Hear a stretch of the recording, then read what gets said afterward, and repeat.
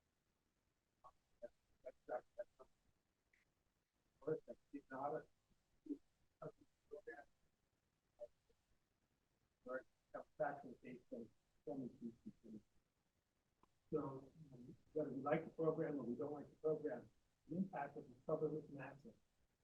And so I guess your question of abundance, in your view, is trying to have more abundance or less abundance, owing to this massive reduction in population. I should add that the population reduction is all under the age of the next year, under the age of 55, because it began in the 70s.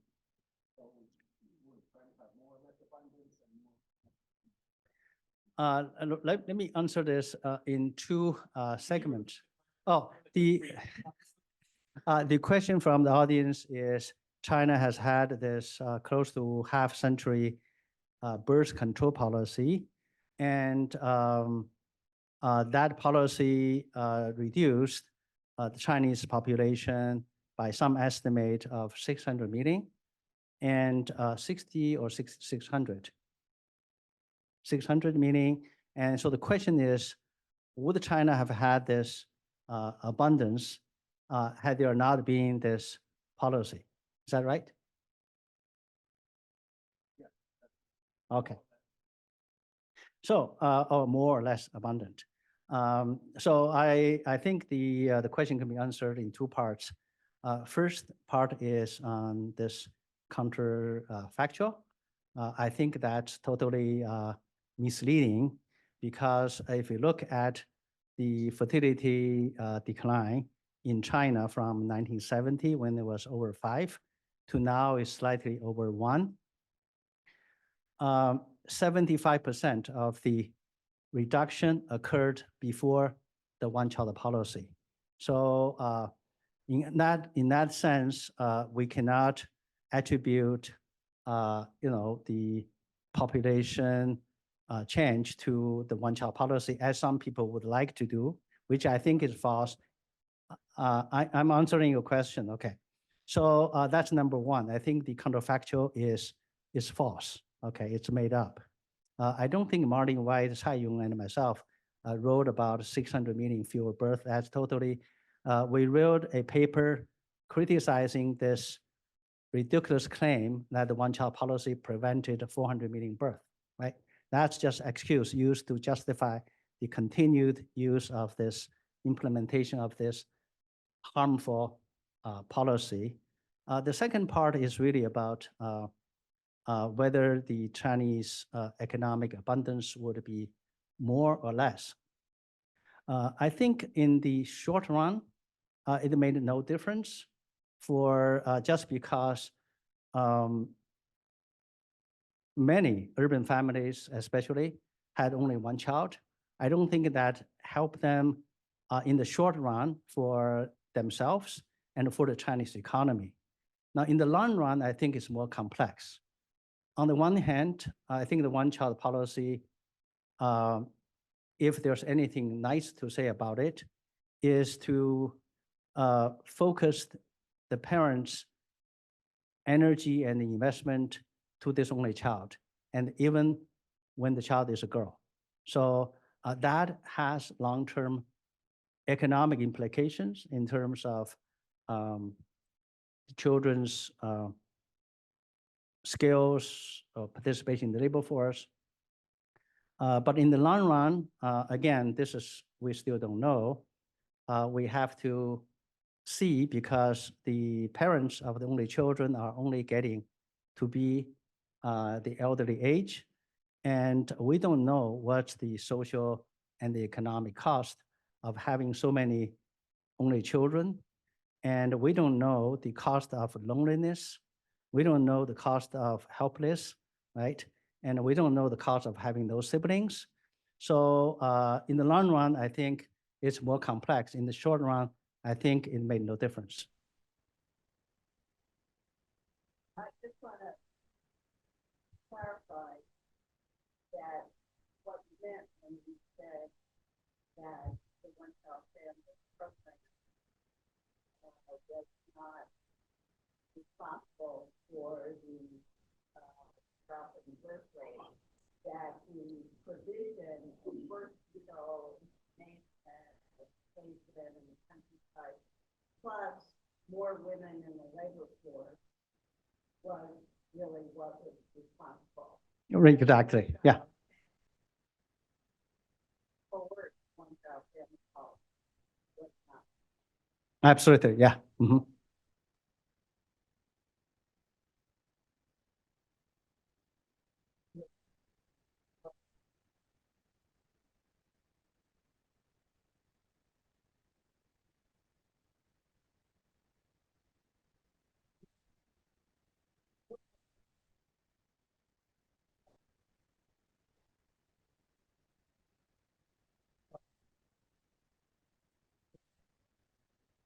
Uh,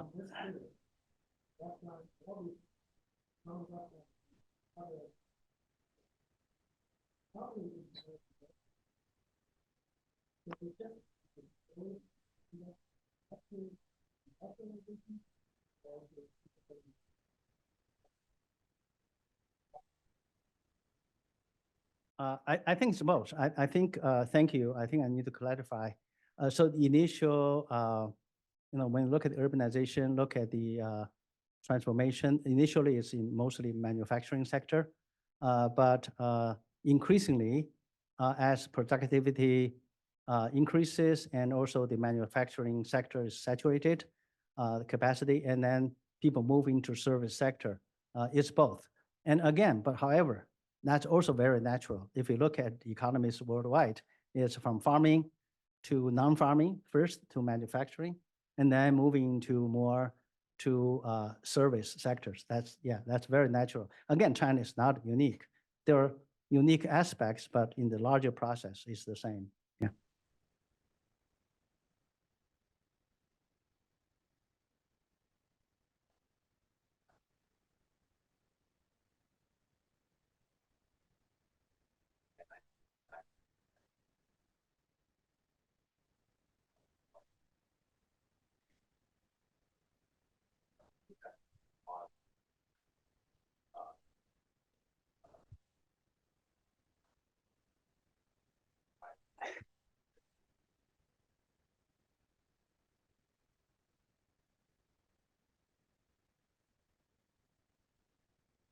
Um, from time to time, the Chinese leadership is very worried about this. I've seen several episodes, both when I was in China and also more recently, they talked about this common prosperity, and I think that's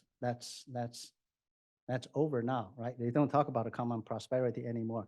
So I think the Chinese leadership, the political leaders are clearly aware of this inequality, and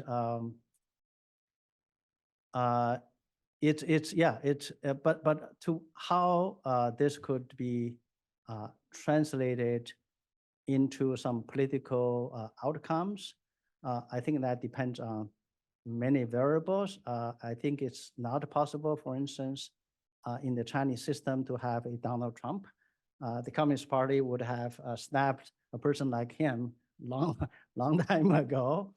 I don't want to make fun of other rich people, but look at Jack Ma. Jack Ma is not, a troublemaker, but when he got too rich, he's being pushed aside. So again, this is potentially a instability factor. I think the government recognized that, but not much has been done. And then it's really hard to do anything, right? It's not something that can be done by forcing rich people to make donations like this common prosperity. They promoted this, and I think now they don't talk about it that much anymore. Again, yeah, it's something really to watch, but how this would erupt, right? Again, China has media, censorship, and other stuff, right? Yeah.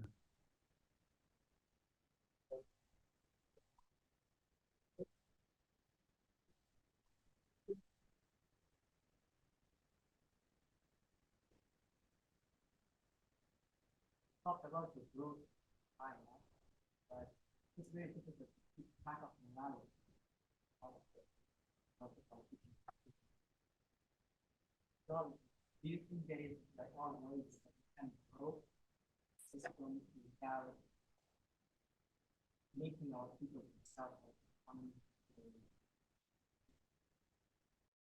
Let me, okay, so the question is, it's easier to measure economic growth than changes in morality, right?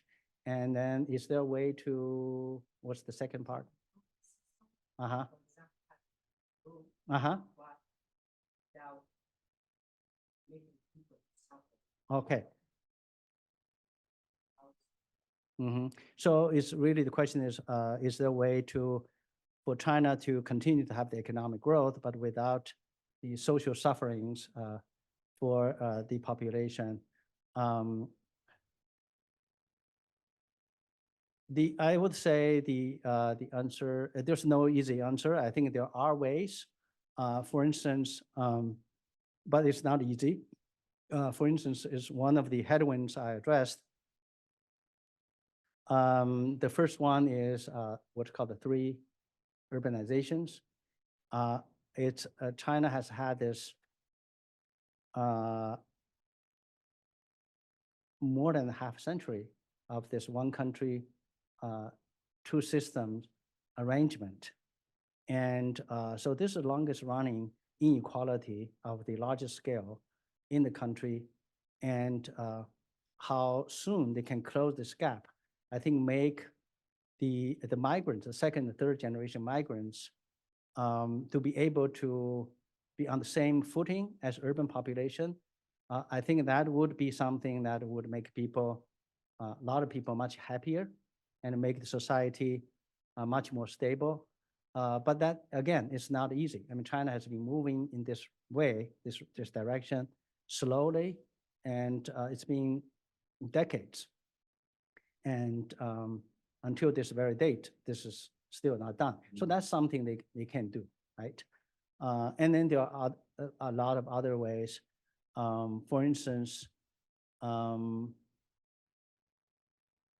the OECD calculates income inequality for before redistribution taxation and after taxation. If you look at most OECD countries, United States, Japan, South Korea, after redistribution taxation, inequality level is much lower. Not the case for China. So in other words, the Chinese redistribution, a lot of this is still quite progressive. I mean, regressive, not progressive, right? So the better, we actually did analysis of this. So the better, the more privileged people, like in cities, they have better access to better schools. The schools are paid by government money. So you have this continued redistribution that's tilted towards the more privileged population, right? So there are a lot of things can be done like that, but it's a huge project, yeah. One good question from online about, there's been relaxation of fiscal policy in some areas, but how much impact fiscal policy has now on rural migrants today? Well, I think, okay. Do I need to repeat that question? Okay. Do you think people heard this? Okay. Okay. So here's the thing. The Chinese government is actually quite reactive. It's not that proactive. When it comes to spend money, build big projects, it's very proactive. Like, on UC San Diego campus, they are very capable. But when it comes to policy reforms, it's oftentimes reactive. For instance, the latest reform allowing people to buy apartments in certain cities, not still Beijing, Shanghai. It's because the housing market is so soft. So they want people to come in to buy apartments, to spend money, not to say, because we really feel that it should be treated the same as the others. So a lot of these policies are quite opportunist and reactive. Anyway, so